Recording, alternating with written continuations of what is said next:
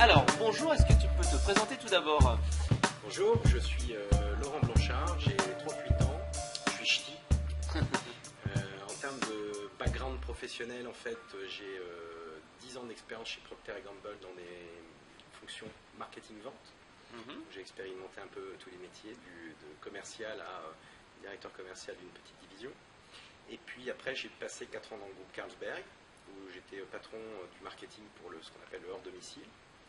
Et puis m'est venue l'idée de mon entreprise, puisque je suis le fondateur de Unit.com, comme Unit en anglais, mais avec 2 O. L'idée de Unit, c'est de donner le pouvoir à chacun de créer des richesses grâce à ses talents. Donc en gros, on dit aux gens, vous savez faire quelque chose, vous aimez faire quelque chose, vous avez besoin de développer vos revenus, où que vous soyez, qui que vous soyez, on vous met en situation de le faire. D'accord. Alors, pourquoi cette idée maintenant? Pourquoi, alors que toi qui as travaillé chez Procter, chez Carlsberg, pourquoi tu t'es dit, tiens, je vais me lancer dans le collaboratif, dans la consommation collaborative? Pourquoi?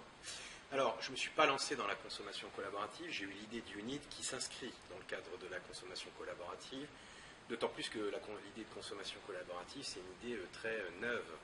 On n'en parlait même pas quand j'ai commencé à avoir l'idée d'Unit, où quelques initiés étaient au courant de ce sujet-là. Pourquoi j'ai eu l'idée d'Unit? J'ai eu l'idée d'Unit parce que en fait, je me suis aperçu de mes postes de direction que l'agenda qu'on donnait aux entreprises, qui était donné par les marchés, nous emmenait droit dans le mur sur le marché du travail.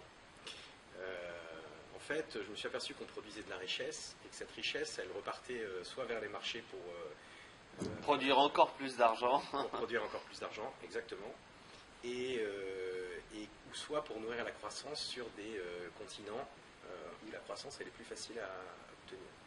Donc en fait, je me suis dit, on a un gros problème en Europe de l'Ouest, c'est que les entreprises vont avoir de moins en moins la capacité à absorber le marché du travail. Donc il y aura moins de salariés. Donc ça veut dire que bon gré mal gré, il y a des gens qui vont aller davantage vers l'indépendance et qui vont avoir besoin de solutions par rapport à leur savoir-faire pour faire en sorte que ça devienne une activité économiquement viable. Et puis, je me suis dit aussi, il va y avoir de plus en plus de gens qui vont avoir besoin de chercher des compléments de revenus, même s'ils ont un travail, puisque on le voit, c'est difficile d'augmenter les gens. Et il y a beaucoup de gens qui ont des emplois partiels ou précaires. Il y a des gens qui sont à la retraite, qui ont 60-70 ans, qui sont encore en très bonne forme, qui ont des choses à proposer aux autres et qui ont besoin d'aller chercher des compléments de retraite. Et puis, je ne parle même pas des jeunes, on connaît les chiffres, qui sont en très grande difficulté pour pouvoir rentrer dans la vie active. Donc je me suis dit, il y a une grande partie de la population, un Français sur 2 à peu près, qui va avoir besoin de trouver des solutions pour aller chercher des compléments de revenus. Et nous, on s'est intéressé à leur diversité et leur complémentarité à travers leur savoir-faire. En France, on est une société mosaïque. Donc il y a des gens qui savent extrêmement bien cuisiner marocain, puis il y en a d'autres qui sont capables de donner des cours de skateboard, ou encore des magiciens ou des décorateurs d'intérieur. Donc on s'est dit, on va créer une place qui permet de trouver tous les talents autour de chez soi, quels qu'ils soient.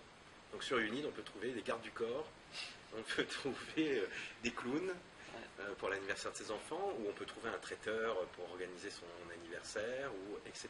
etc. Donc est-ce que c'est pas quelque part une antichambre pour lancer sa propre activité? Parce que tu parles de créer des revenus complémentaires, quelque part c'est peut-être aussi pour tester une idée, se mettre auto-entrepreneur et après se dire une fois que ça a marché, hop, je me lance pour avoir en fait accédé à une audience qu'on ne peut pas avoir en se lançant tout seul. Exactement.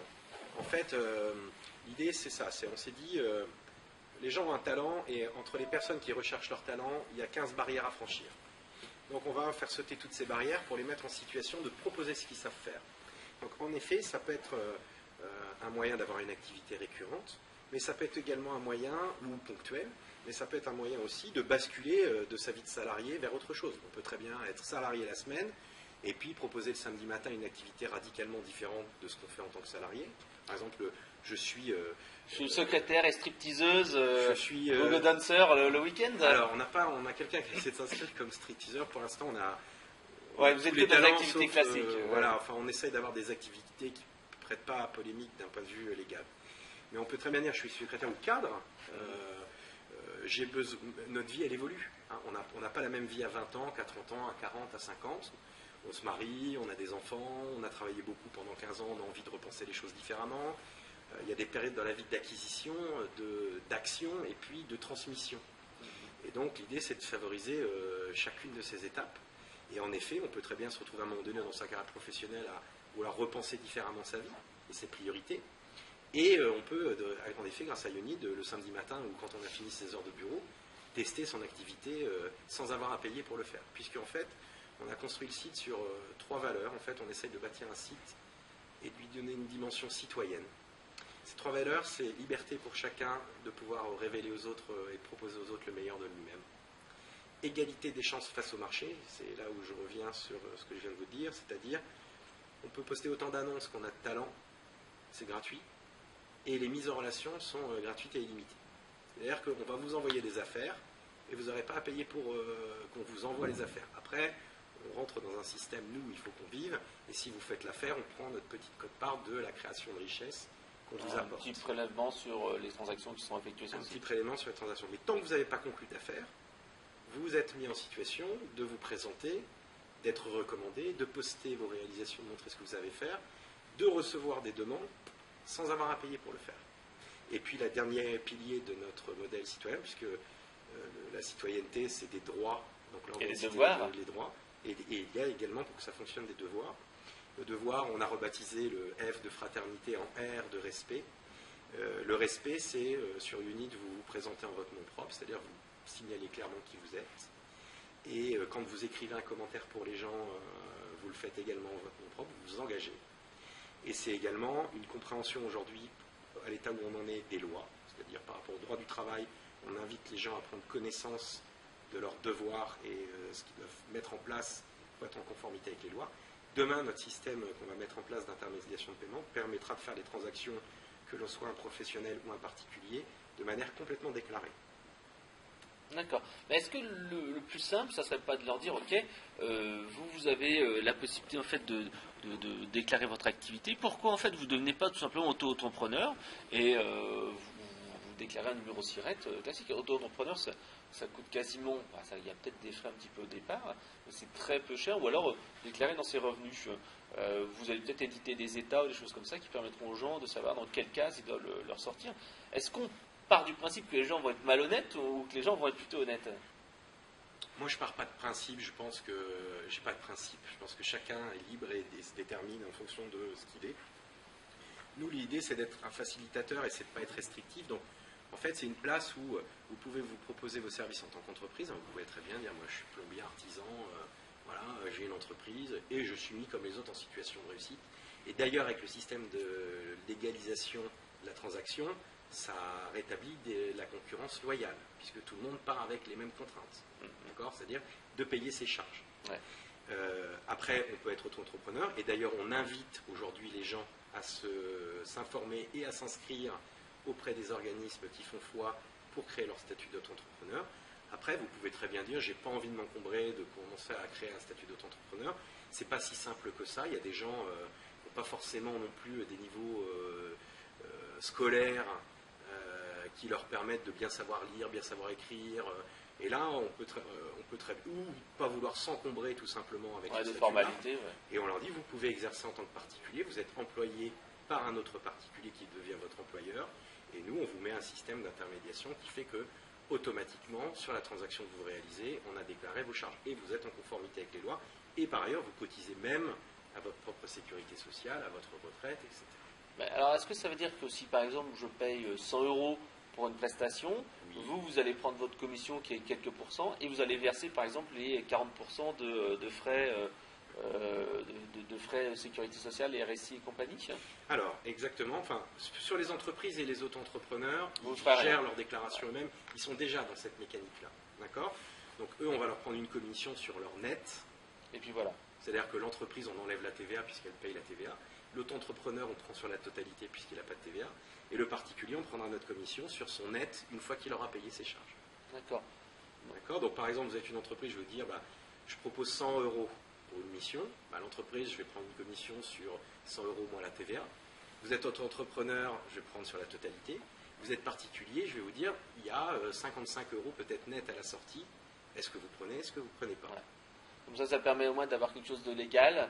Et en cas de contrôle, vous et la personne qui fait appel et le prestataire sont sûrs d'être dans la légalité véritablement. Exactement. En tout cas, au niveau du paiement. D'accord ? C'est-à-dire au niveau de la déclaration des échanges de flux financiers qui peuvent se faire à travers notre circuit.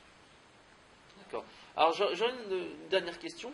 Comment est-ce qu'on fait lorsqu'on est une start-up comme toi pour se faire connaître ? Là, il y avait une petite présentation ce matin, donc c'est un peu des relations presse, du réseau. Comment vous allez faire pour pouvoir sortir de l'anonymat et vous faire connaître ? Alors, c'est ce qu'il y a de plus compliqué à faire en fait. Il y a plusieurs leviers. Il y a des leviers, je vais appeler fondamentaux. Quand on est sur Internet, il y a ce qui s'appelle le référencement naturel, c'est-à-dire comment on arrive à remonter sur les moteurs de recherche, sur les actions qu'on propose de manière naturelle sans avoir à payer pour le faire. Donc un gros travail d'optimisation du site, en interne ou via une agence ? Les deux. Les deux. Les deux. En fait, il faut se dire par rapport à mon ambition et mes objectifs, qui est capable de le fournir. Il y a des choses qu'on est capable de faire par nous-mêmes, et puis il y a des choses où on a eu besoin de recourir à d'autres sociétés. À des spécialistes. Et on a encore beaucoup de travail sur ce sujet-là. C'est une histoire qui est... Donc vous avez choisi des mots-clés, vous dites là, sur ces mots-clés-là, il faut que je sois présent, référencement naturel. Est-ce que vous avez également fait appel à de l'AdWords ? Alors après, deuxième levier, on a testé les outils de digital marketing, mais là c'est un coût. Hein, donc en fait, nous on a une année d'existence, donc notre première année nous a permis de tirer surtout d'apprendre, de tirer des enseignements. Donc on a testé un peu d'AdWords, on a testé Facebook et on a testé ce qu'on appelle l'affiliation. Hein, donc vous avez une publicité sur un site où il y a une cible commune, mais où on ne fait pas forcément la même chose. Et puis ça nous a permis de dégager des enseignements et de se dire le jour où on a des budgets suffisants, quel est le levier qui est le plus porteur pour nous. Donc ça, oui, on l'a testé. Après, bien entendu, on a eu un peu de presse. Ça fait du bien, mais c'est pas la révolution comme on peut se l'attendre. Un communiqué de presse ou même un passage à la radio, ça génère parfois un peu de trafic, mais pas forcément des ventes. C'est de la notoriété en fait. Ça nous aide à construire de la notoriété. On a été élu coup de cœur de l'année par le magazine Entreprise au mois de décembre. On est dans Management de ce mois-ci également sur ce sujet des bonnes idées business en ce moment. On a fait un peu le Parisien, on était dans Femmes Actuelles, France 24. Mais là où ça devient décisif, nous l'idée, et notre concept, je pense qu'il peut être porté à ce niveau-là, puisqu'il touche tous les Français, c'est de faire le trésor de Jean-Pierre Pernaut. C'est parler à 10 millions de Français, je ne sais pas quel est le chiffre exact. Là, oui, ça a une incidence directe sur votre notoriété, sur votre trafic et sur le fait que les gens commencent à s'approprier le projet. Donc il y a la presse, c'est important. Donc j'espère que ce sera regardé par de nombreux journalistes et je me tiens à leur disposition. Et puis après, il y a le réseau. Vous voyez, ce matin, on était plusieurs intervenants de start-up. Ça nous permet d'abord de réfléchir ensemble aux meilleures pratiques et aussi de partager. Les gens de WeShare peuvent parler de Unid et les gens de Unid peuvent parler de WeShare puisqu'on a un terrain commun. Et puis le dernier levier, last but not least, hein, comme on dit, le dernier mais pas le moindre, c'est d'essayer de construire des partenariats avec des gens qui peuvent avoir des sociétés ou des organismes publics qui ont une prise de parole auprès d'un très grand nombre de personnes et dont la stratégie, l'image, les valeurs peuvent correspondre aux valeurs de Unid et de bâtir des adjacences ensemble. Par exemple, on est en train de discuter avec des acteurs majeurs de la distribution. Il n'est pas inenvisageable demain que certains groupes de distribution mettent à travers Unid et à travers leur point de vente, par exemple, leurs propres clients fidèles en situation d'aller créer de la richesse et donc, grâce à cette richesse, d'eux aussi reconsommer chez eux. Puisque aujourd'hui, il y a beaucoup de gens qui, le 20 du mois, ne savent plus comment ils vont nourrir leur famille, alors qu'ils ont un travail. Ok. Alors justement, si on veut en savoir plus et proposer ces prestations, on va sur quel site internet ? Alors, chez moi, oui. Donc comme je vous l'ai dit, c'est le site unid.com. Donc c'est écrit Y2ON2ED. Ça veut dire tu as besoin ou vous avez besoin en anglais. On a créé une marque avec un nom anglais parce que notre ambition, c'est aller à l'international un jour. C'est de porter notre entreprise au-delà des frontières. L'idée d'Unid, qui est de valoriser l'humain pour lui permettre de valoriser ses revenus, elle est universelle. Nous avons tous quelque chose à proposer aux autres, si on le souhaite. Donc ça passe les frontières. Donc on a construit notre marque pour que justement elle puisse passer les frontières et permettre peut-être demain à une entreprise française de bâtir un leadership à l'international. D'accord. Merci pour tout, puis à bientôt. À bientôt, je vous remercie beaucoup.